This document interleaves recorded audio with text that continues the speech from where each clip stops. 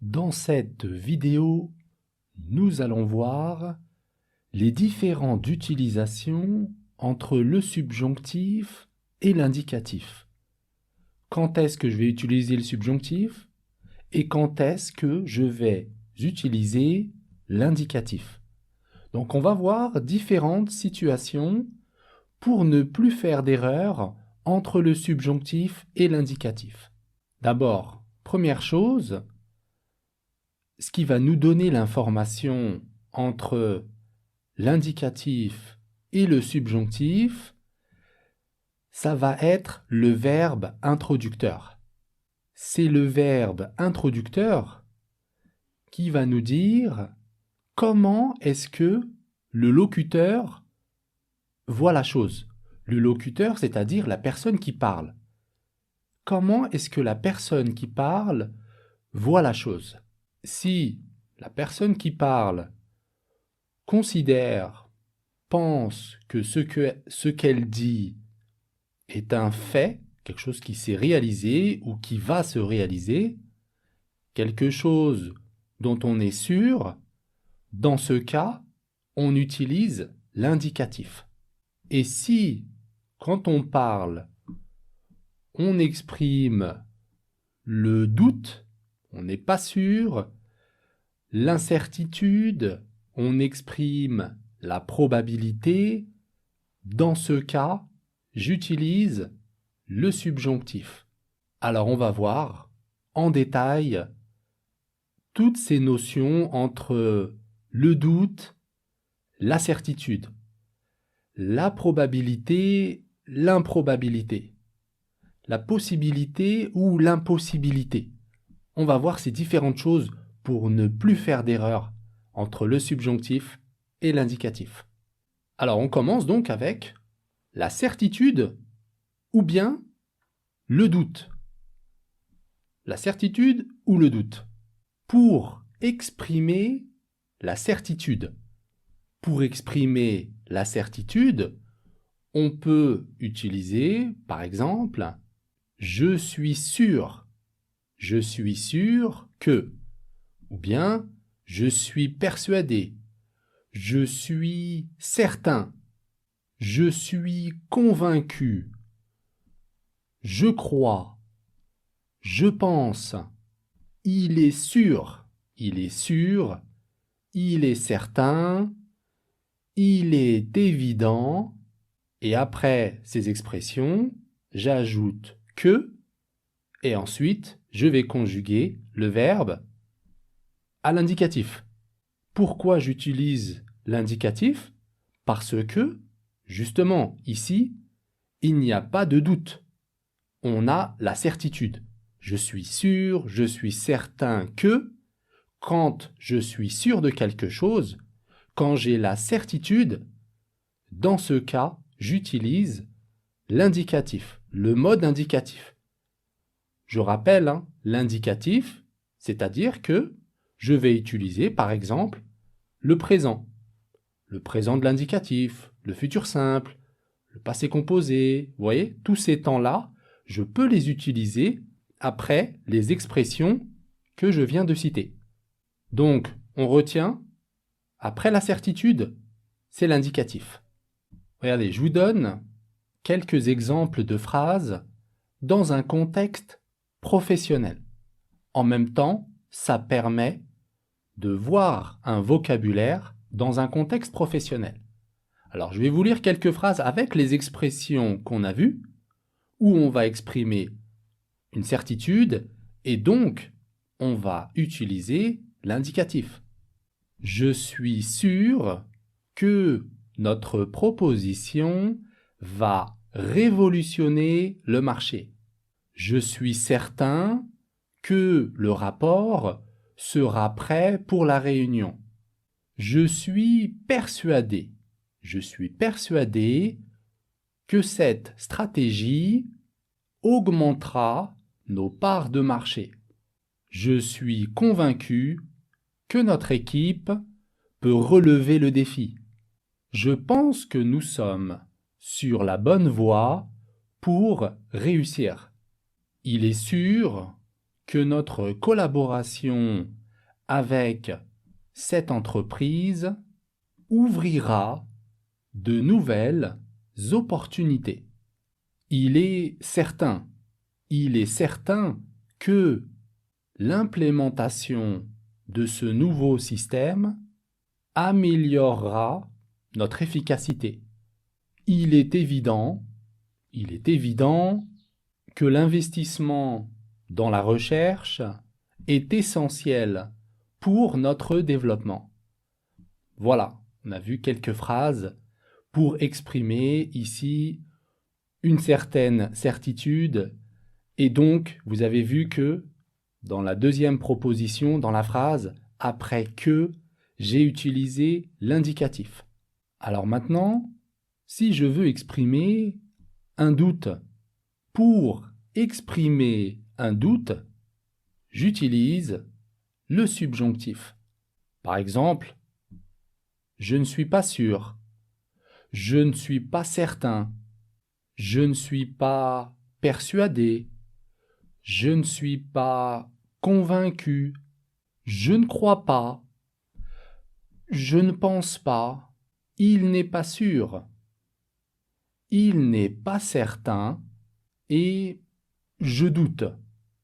Donc après ces expressions, si j'ajoute que, je vais conjuguer le verbe au subjonctif. Voyons quelques phrases dans un contexte professionnel. Je ne suis pas sûr que nous puissions terminer ce projet dans les temps.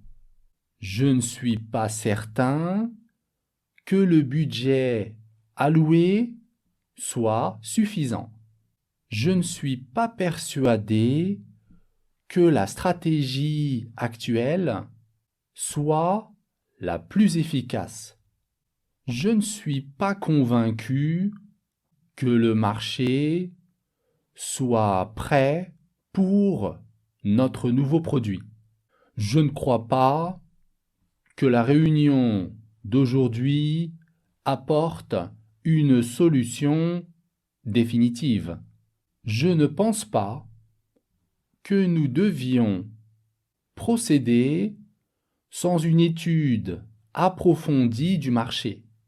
Il n'est pas sûr que le client accepte notre proposition sans modification. Il n'est pas certain que le lancement du produit se déroule comme prévu. Je doute que nous puissions atteindre nos objectifs sans ajuster notre plan d'action. Vous avez vu, après les expressions, j'ai utilisé le subjonctif. J'ai conjugué le verbe après que au subjonctif. Pourquoi? Parce que j'ai exprimé un doute. La possibilité ou bien l'impossibilité. Pour la possibilité ou l'impossibilité, on va utiliser le subjonctif. Avec, par exemple, il est possible. Il est possible. Il est impossible. Il n'est pas possible. Il se peut. Il se pourrait. Il est exclu que, et après, je conjugue le verbe au subjonctif. Par exemple, que ou qu'il vienne. Voici quelques phrases dans un contexte professionnel. Il est possible que nous ayons besoin de recruter plus de personnel pour ce projet. Il est impossible que je termine ce travail sans compromettre la qualité. Il n'est pas impossible que nous trouvions une solution en brainstorming. Il se peut que nous devions reporter le lancement si les tests ne sont pas concluants. Il se pourrait que le client demande des informations complémentaire. Voilà, donc ici, pareil, après que, j'ai conjugué le verbe au subjonctif. Nous allons voir maintenant la probabilité ou bien l'improbabilité. Pour la probabilité, si je veux exprimer une probabilité, dans ce cas, j'utilise l'indicatif. Par exemple, il est probable. Il me semble. Il paraît qu'il viendra. Alors voici 3 exemples. Il est probable que la demande de notre produit augmente après notre campagne publicitaire. Il me semble que nous sommes bien positionnés pour remporter cet appel d'offres. Il paraît que notre concurrent envisage de lancer un produit similaire. Et pour exprimer l'improbabilité, j'utilise le subjonctif. Avec, par exemple, il est improbable. Il est improbable. Il est peu probable. Il n'y a pas beaucoup de chances.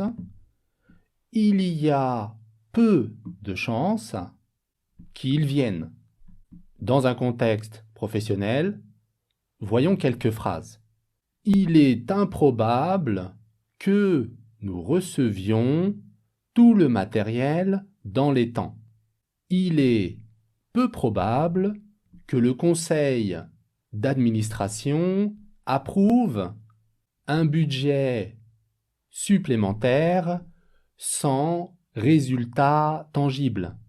Il n'y a pas beaucoup de chances que le marché réagisse favorablement sans une stratégie marketing plus agressive. Il y a peu de chances que nous puissions procéder sans l'approbation réglementaire nécessaire. Voilà, j'ai terminé avec cette vidéo.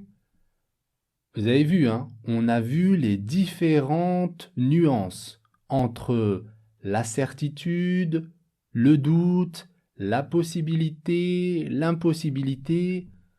Il faut essayer de maîtriser un peu ces nuances. Ça va vous éviter de nombreuses erreurs par rapport à l'indicatif et au subjonctif. J'espère que cette vidéo vous sera utile. N'hésitez pas à me suivre dans les réseaux pour être informé des prochaines vidéos. Prenez soin de vous et je vous dis à la prochaine.